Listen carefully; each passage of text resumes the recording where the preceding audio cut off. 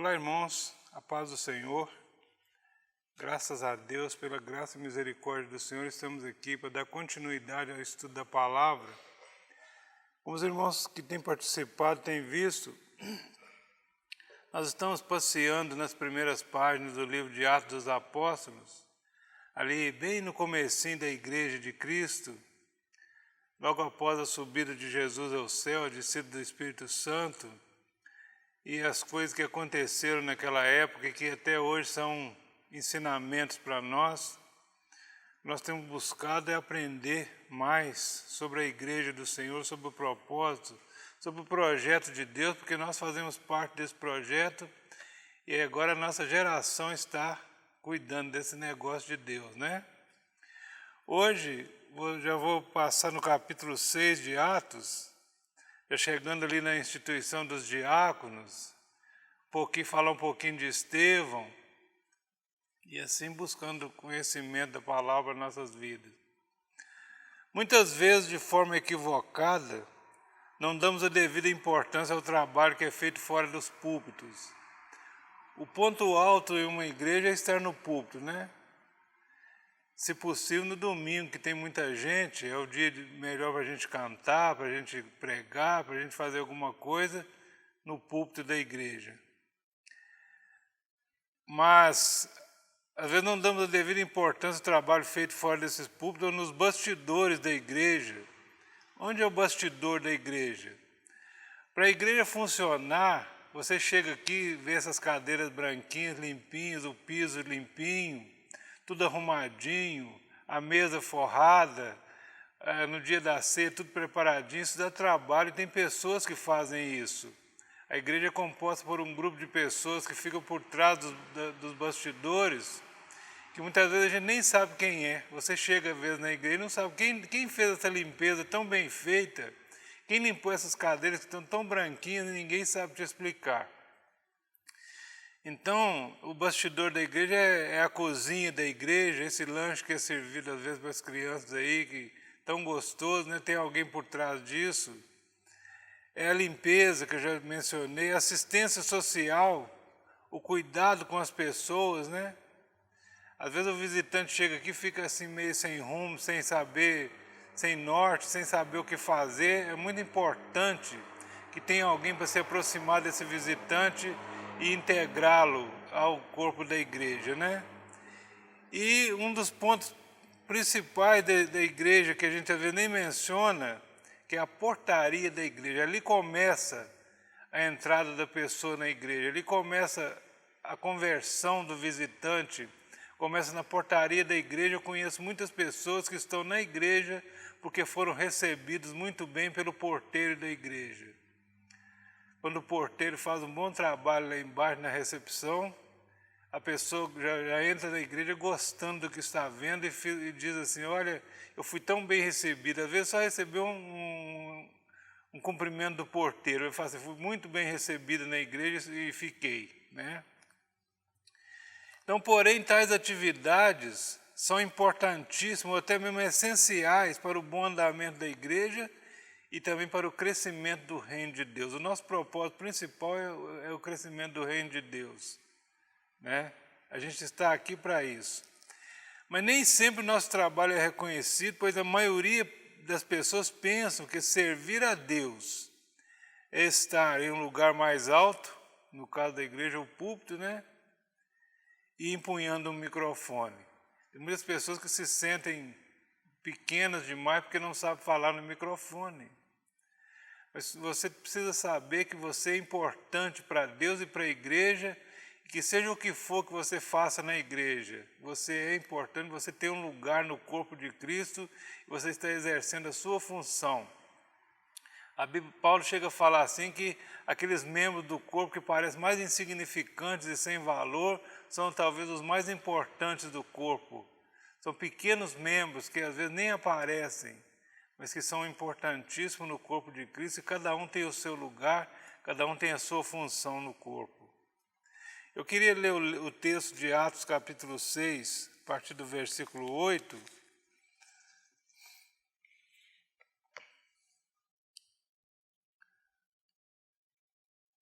Olha, aliás, eu vou ler a partir do verso 1, que diz o seguinte: Ora, naqueles dias, multiplicando-se o número dos discípulos, houve murmuração dos helenistas, ou dos judeus, ou dos hebreus, ou dos gregos, porque as viúvas deles estavam sendo esquecidas na distribuição diária.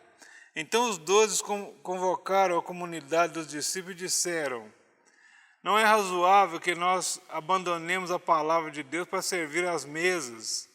Mas, irmãos, escolhei dentre vós 7 homens de boa reputação, cheios do espírito de sabedoria, aos quais encarregaremos desse serviço. Quanto a nós, nos consagraremos à oração e ao ministério da palavra.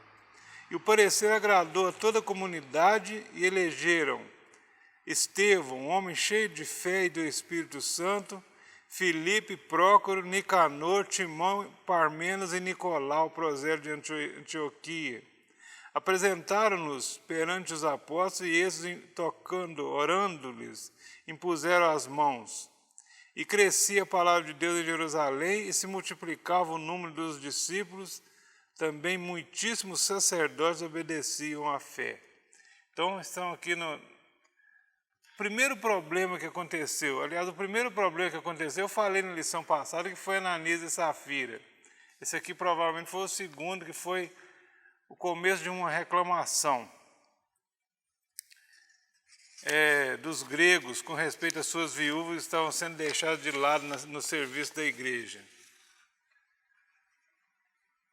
A lição prática: embora a oração e a proclamação da palavra de Deus, ou seja, a pregação, o ensinamento da Bíblia, sejam as prioridades máximas do ministério cristão, não podemos nos esquecer das obras de misericórdia. A igreja é um grupo de pessoas, de gente, que não tem só problemas de dificuldades espirituais, mas materiais também, tem necessidade de alimentos, de roupa, de assistência em geral, né? Então a igreja precisa olhar para esse lado, porque tem pessoas de todo jeito aqui, que chegam todos os dias e precisam do nosso cuidado. E os crentes de Jerusalém? Primeiro, pobreza e necessidades sociais. Havia muito tempo que Israel era dominado por Roma, e pessoas que em extrema pobreza viviam em Jerusalém naquela época. Tanto é que vocês veem no ministério de Jesus, havia uma multidão que não trabalhava, vivia atrás de Jesus. Nós vimos inclusive isso na última pregação do pastor Theon, que onde Jesus chegava uma multidão. Jesus entrou num barquinho, atravessou para o outro lado, o povo atravessou atrás, tinha acabado de comer os pães da multiplicação, e chegaram lá alguns antes de Jesus, e Jesus até reclamou com ele: vocês não estão me seguindo por amor, mas estão me seguindo por causa da multiplicação dos pães. Então era um povo pobre e necessitado. E esse povo veio para a igreja com a pregação da palavra, vieram com todas as suas necessidades para o meio da igreja. Uma igreja que se multiplicou muito rapidamente. Vocês veem, por exemplo, na primeira pregação, houve 3.000 conversões. 3.000 não é 3 pessoas, é muita gente. Então precisava mesmo do cuidado. Multiplicou também o número dos necessitados. No meio daquele povo, a maioria era povo necessitado, era pobreza. O evangelho sempre foi mais atrativo para os pobres, porque o rico pensa que não precisa de Deus, e muitas vezes ele vai passando o tempo e vai nessa independência e não procura Deus. O pobre procura socorro de Deus, encontra salvação, encontra vida em Cristo Jesus. Muito trabalho e poucos obreiros. A igreja estava começou com os 12, né? E ali tinha mais alguns discípulos que se ajuntaram a eles, mas era muito pouco obreiro. Lembra até aquela passagem que Jesus disse assim, para orar ao Senhor da seara, para mandar obreiro, porque os obreiros são poucos e a seara é muito grande. Jesus já visualizava o nascimento da igreja, ele já via algo grande naquela época, e ele sabia que ia precisar de obreiros. Então por isso que ele falou essa palavra: a gente deveria orar pedindo ao Senhor da seara para enviar obreiros para a seara. Não se podia fechar os olhos a essa carência. É uma obrigação nossa, como igreja do Senhor, estar de olhos bem abertos às necessidades materiais das pessoas também. A igreja deve crescer com equilíbrio, tanto espiritualmente como socialmente. A igreja precisa ser um lugar que as pessoas encontram paz, alegria, recurso, socorro na hora das dificuldades. A igreja precisa ser um ponto de socorro para as pessoas. E vemos também que os apóstolos estavam sobrecarregados, indo de um lado para o outro, atendendo todo mundo ao mesmo tempo. Uns queriam oração para cura, outros precisavam de alimento, outros precisavam de uma visita.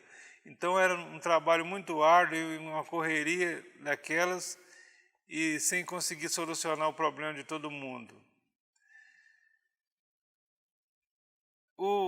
A história conta que os judeus tinham um costume. Havia judeus espalhados pelo mundo inteiro que vinham todos os anos na festa em Jerusalém para trazer o seu sacrifício, a sua oferta. Mas quando chegava o final da vida, que os judeus ficavam idosos, eles vinham morar em Jerusalém. E nesse vir morar em Jerusalém, você sabe que os homens sempre morrem primeiro, né? Deixavam as viúvas morando em Jerusalém. E essas viúvas vieram para a igreja. E eles chamaram de helenistas, porque eram judeus nascidos em outros países que falavam grego. Então a palavra que diz assim que os gregos começaram a reclamar com os apóstolos que as suas viúvas estavam sendo desprezadas, abandonadas. Então esse povo que vinha morar em Jerusalém ficavam suas viúvas. Então foi necessário uma atitude dos apóstolos para resolver essa situação. Foi onde nós chegamos à instituição do diaconato na igreja. A igreja ainda não tinha esse ministério. Por quê? Porque os gregos começaram a murmurar ou reclamar. Chegaram para os apóstolos e falaram assim: vocês estão dando assistência social a todo mundo, mas as nossas viúvas, por elas não falarem a vossa língua, elas estão sendo desprezadas. E aí tinha que tomar uma atitude. Então foi onde os apóstolos propuseram essa solução. Qual a solução? A escolha de 7 homens de boa reputação. Vocês podem ler no texto depois, com o tempo, as qualidades que foram exigidas desses homens para serem diáconos. Muitas vezes a gente pensa assim: diácono é uma coisa à toa, é só ficar ali na igreja, no cantinho ali, trazer um copo de água para alguém. Diácono é muito mais do que isso. Todo o serviço da igreja é feito por diáconos, e todos nós somos diáconos quando nós nos propusemos a fazer alguma coisa na obra da igreja. Então escolheram 7 homens, e lá diz assim: para esse importante negócio, um negócio tão importante quanto pregar a palavra e ensinar, é o serviço social da igreja, o cuidado com os necessitados. Aí a igreja cresce sadia, alegre, bonita, na igualdade. Foi o que os apóstolos propuseram fazer. O cuidado com aquelas pessoas necessitadas os tornava muito parecidos entre si. E no ministério de Jesus sempre foi assim.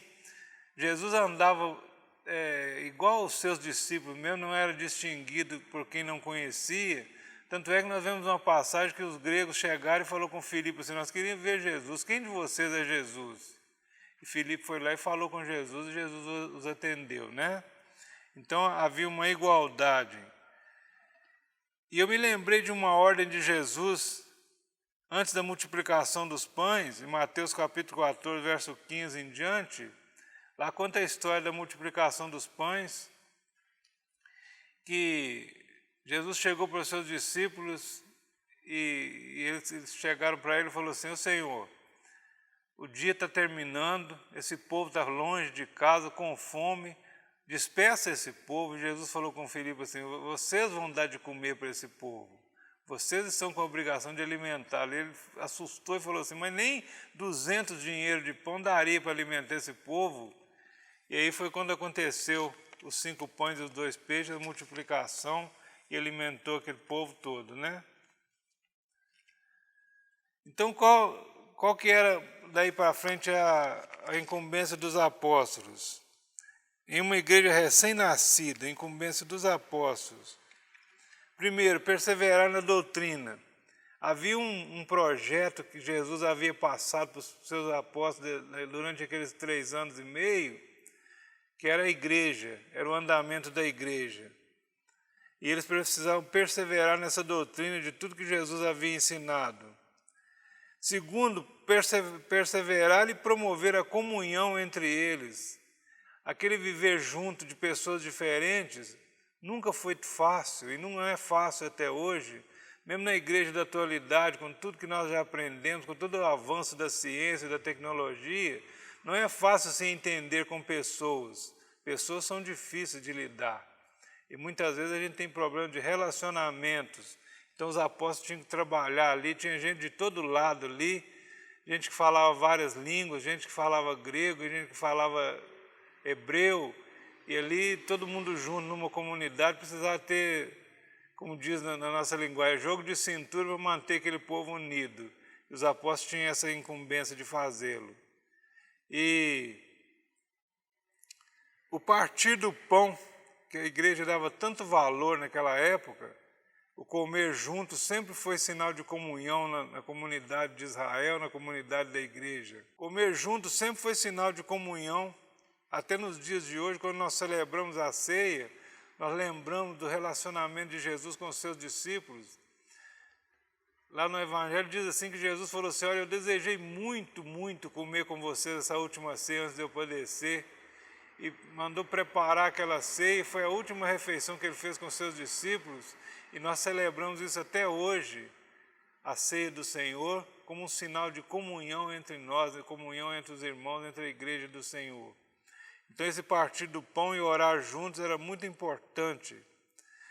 Vemos a dedicação total ao discipulado, ao ensinamento. Estava nascendo uma comunidade nova, estava nascendo um novo conceito de servir a Deus, diferente do sacrifício do velho templo, mas um sacrifício espiritual, um culto espiritual, algo diferente de tudo que havia até naquela época.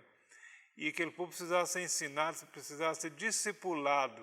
E os apóstolos o faziam com muita dedicação, dedicação total. Porque não havia mais tempo para as demandas sociais. Pedro falou assim, olha, nós não podemos parar de pregar o Evangelho, parar de ensinar, para servir as mesas das viúvas, nós precisamos de alguém para nos ajudar, porque a gente não precisa deixar esse importante ministério da pregação da palavra. E é bom lembrar, meus irmãos, que igreja que cresce dá trabalho. Por isso que quando nós nos propusemos diante de Deus de crescer, nós precisamos também buscar de Deus a ajuda, pedir, como disse Jesus, ao Senhor que envie obreiros para a seara para nos ajudar. Porque a tarefa é árdua, é difícil. Se nós quisermos fazer bem feito, temos que ter dedicação. E quantas vezes somos chamados fora de hora para fazer uma oração, alguém passa mal em casa, vai atrás do pastor, o pastor fulano de tal está passando mal, precisa de uma oração. Né? Eu mesmo já dependi disso no início da minha carreira na igreja, eu dependi muitas vezes de ajuda, e a gente está sempre pronto a ajudar. Esse é o nosso ministério. Então todos nós exercemos o ministério do diaconato, que é servir. A igreja que cresce exige mais tempo e mais dedicação daqueles que comandam, da liderança, da direção. Então é importante que aquele que tem um chamado de Deus, que tem um dom, que tem um desejo de fazer a obra do Senhor, se coloque na frente e fale assim, eu quero fazer. Como disse Isaías lá no seu livro, né? Deus perguntou, quem irá por nós? Ele falou assim, eu, eis-me aqui, envia-me a mim. Então nós precisamos colocar a nossa vida no altar do Senhor e nos colocar à disposição de Deus para fazer a sua obra. E a igreja precisa ter o cuidado, é o que os apóstolos tinham, cuidado para que ninguém seja esquecido. Você vê em 2 cultos aqui, não vê um irmão, procura onde ele está, o que ele está fazendo. O irmão viajou? Não. Então onde ele está? Está em casa. Vamos atrás dele, vamos ver o que está acontecendo. Muitas vezes acontecem problemas que não é tão grande assim, mas que afasta o irmão do nosso meio, né? Esse é o trabalho da igreja. E a murmuração dos gregos? Essa murmuração era como uma chama a ser apagada. Irmãos, uma função de todos nós na igreja do Senhor, apagar fogo. Mas a igreja está pegando fogo? Muitas vezes pega. É uma fofoquinha aqui, uma conversinha ali, um disse-me disse lá, e se você não tiver sabedoria, você aumenta, você joga gasolina no fogo. Então é importante que você veja um foco de incêndio desse, de uma conversa que não tem fundamento, você jogar água e convidar essas pessoas à oração, a buscar a Deus, a examinar melhor o que estão dizendo. Então os gregos começaram a murmurar contra os hebreus. Era como uma chama a ser apagada, era como um fermento. Jesus mencionou assim que um pouquinho de fermento leveda toda a massa. Uma palavra mal falada pode incendiar uma congregação inteira e destruí-la, separar que não fique duas pessoas juntas. Então, muito cuidado na casa de Deus com o que você fala, com o que você ouve, com o que você faz. Então, precisava de uma resposta bem imediata, bem rápida, apagar aquele fogo quanto antes. Você se lembra que no povo de Israel no deserto, havia um grupinho que incendiava o povo todo. Quando Israel saiu do Egito, se vocês lerem o texto lá de Êxodo, está escrito assim, que junto com o povo de Israel saiu uma mistura de gente. Ou seja, quando Israel era escravo no Egito não tinha só escravo hebreu, tinha escravo de muitas nações, lá de outras nações, que aproveitaram a oportunidade de sair dos hebreus e saíram juntos. E este povo foi que muitas vezes se levantava no deserto contra Moisés, murmurando, e levava o povo todo a murmurar e a atrapalhar a caminhada, né? Então na igreja também tem pessoas que não são ainda convertidas e que buscam brecha para fazer um incêndio no meio do povo, para trazer confusão, né? Então que esse espírito de confusão seja banido do nosso meio, primeiro através da oração, através da dedicação nossa e também do nosso cuidado com a igreja de Deus. Então o Espírito de Deus, que estava dirigindo aquela congregação, entrou logo em ação com a sabedoria. Falou ao coração de Pedro que deveria escolher 7 homens para cuidar da parte material da igreja. Isso foi feito, o ministério diaconal.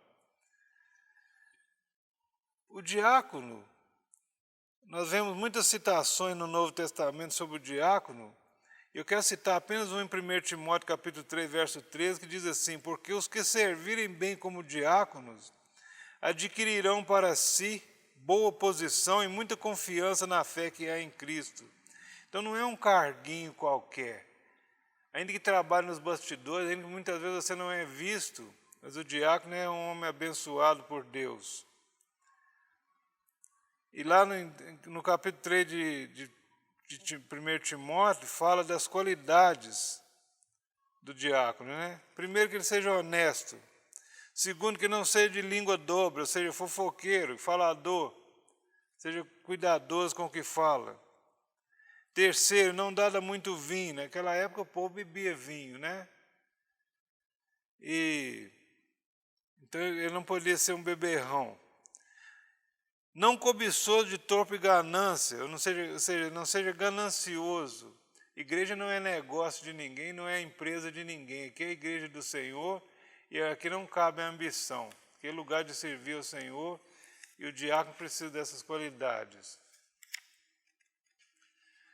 Nós vemos um exemplo muito importante na Bíblia, quando Jesus tomou aquela bacia, toalha, e começou a lavar os pés dos discípulos, ele deu uma lição prática do que é ser um diácono. Diácono é serviço, é servir a Deus. Diácono é sempre um discípulo em serviço. Ainda que você não tenha o cargo, a consagração, você não foi chamado pela igreja para ser um diácono, mas muitas vezes você é diácono por conta própria. Jesus não instituiu hierarquia na igreja com respeito a servir. Pelo contrário, ele disse, aquele que serve, ou seja, o diácono, será considerado maior entre vós. E quando ele lavou os pés dos discípulos, ele disse assim, vocês me chamam mestre, e dizeis bem porque eu sou. No entanto, eu peguei a bacia, a toalha, e estou lavando os pés de vocês. Então, o que você deve fazer? Fazer o mesmo, lavar os pés uns dos outros. Então, isso é diaconato, é lavar os pés uns dos outros. Esse será considerado maior no reino do céu. E em Marcos capítulo 10, verso 43, Jesus disse assim, porque o Filho do Homem também não veio para ser servido, mas para servir e dar a vida em resgate de muitos. Então Jesus deu todos os exemplos de alguém que veio para servir. Ele veio como servo, como Filho do Homem, e serviu e demonstrou tudo fazendo para que nós pudéssemos ver e entender a obra do Senhor. Ele não veio para ser servido, mas para servir e resgatar a muito. Agora, exercendo o diaconato. Como nós devemos exercer o diaconato? Tudo que nós vamos fazer na obra do Senhor precisa ser com alegria. Se você não está fazendo com alegria, melhor não fazer. Se você vai ofertar na igreja só porque estão pedindo uma oferta, você não deve fazer. Você só faz quando você se sentir alegre. Porque a palavra diz lá em Coríntios que Deus ama o que dá com alegria. Que seja a moedinha da viúva pobre, mas que seja com alegria. Isso é que Deus recebe. Eu falei sobre isso no estudo passado, sobre a oferta de Caim e Abel, sobre a oferta de Ananias e Safira. Que o importante é dar com alegria, o importante é sentir paz quando você vai ofertar ao Senhor. Exercendo o diaconato com compromisso. Tudo que você vai fazer na obra de Deus, você precisa ter compromisso. Com hora, com tempo, com dedicação, com oração, com... realmente totalmente comprometido com a obra do Senhor. Ser um modelo de servo. Eu conheço um irmão, não é dessa igreja não, que eu admirava ele muito. Ele era diácono, não sei se ainda é até hoje, se já subiu de cargo, mas ele parecia um cão de guarda. Do lugar que ele estava, ele sentava bem na frente, ele via tudo que estava acontecendo e a necessidade de cada um. Uma criança que chorava, a mãe precisava de um copo d'água, se tinha água no púlpito, se caía um papel do pastor lá no chão, ele era o primeiro a pular lá e pegar aquele papel para ele ficava assim, ligadão o culto inteiro. Então isso é um dom, é um chamado de Deus para ser serviçal na igreja, e a pessoa que tem esse dom, esse chamado, precisa exercê-lo com alegria, porque é Deus chamando para o trabalho. Então, sendo um modelo de servo. Só para terminar já aqui, em Mateus capítulo 25, verso 40, Jesus falando ali sobre a recompensa daqueles que servem a Deus, ele disse assim, quando vocês o fizeste a um desses pequeninos, a mim me fizeste. Então, servir é a principal característica do discípulo de Cristo. Aquele que serve, aquele que é servo de verdade é um diácono, é um obreiro do Senhor. Nós somos chamados para a obra do Senhor, para ser obreiro. Ninguém é chamado para ficar alisando banco. Nós somos chamados, cada um com uma função, e você precisa descobrir o que Deus tem feito, por que Deus tem te chamado. Qual a sua função no corpo de Cristo? Eu sempre bato nessa tecla, eu preciso saber qual a minha função no corpo de Cristo para eu exercer essa função com alegria, com singeleza e com boa vontade. Essa é a nossa porção nessa terra como igreja do Senhor Jesus. Então, ainda que você não tenha uma consagração ao diaconato ainda, você é chamado para ser obreiro da casa do Senhor. Faça aquilo que vier à tua mão, se coloque a serviço do Senhor, coloque diante do Senhor e diga, Senhor, eu não sei fazer nada, mas eu estou à disposição do Senhor para o que o Senhor quiser. Então você será abençoado quando você servir ao Senhor, porque Jesus disse assim que mais bem-aventurado é aquele que serve do que o que é servido. E Ele mesmo veio para servir, não para ser servido. E nos deu o exemplo disso, sendo servo o tempo todo e abençoando aqueles que o cercavam com o seu serviço, com sua boa vontade. Nós possamos seguir o exemplo de Cristo e ser abençoados também em nome de Jesus. Falando um pouquinho sobre o Estevão, dos 7 diáconos que foram escolhidos, o primeiro deles foi Estevão, e a Bíblia diz que ele era cheio do Espírito Santo. O que aconteceu com Estevão? Estevão nem serviu muito como diácono e começou a pregar a palavra. E o povo se juntava por causa dos milagres que ele fazia. Ele era cheio da graça de Deus, cheio do poder. Ele curava os enfermos, ele expulsava os demônios, ele pregava a palavra de Deus, ele ensinava. E por causa disso ele foi levado pelas autoridades para ser interrogado. E na interrogação ele também não baixou a sua voz e ele desacatou aquele povo ali com a palavra de Deus. Ele teve ousadia para falar de Deus, contou toda a história de Israel para aquele povo, trazendo a memória. E por causa disso ele foi condenado à morte por apedrejamento. Então foi o primeiro mártir da igreja do Senhor Jesus aqui na terra. Depois de Jesus, foi o primeiro que foi sacrificado por causa do Evangelho. Mas deixou um grande exemplo para todos nós de como se deve servir ao Senhor. Nós possamos mirar no exemplo de Estevão para nossas vidas e não desistir, mesmo diante das dificuldades, porque a palavra de Deus nos diz que aquele que não desistir terá o seu galardão, a sua recompensa. Meus amados, que Deus te abençoe e que essa palavra possa servir para a edificação da sua vida, que você seja um diácono do Senhor, um obreiro na casa do Senhor, servindo ao Senhor com alegria, e que a paz do Senhor esteja no seu coração, em nome de Jesus.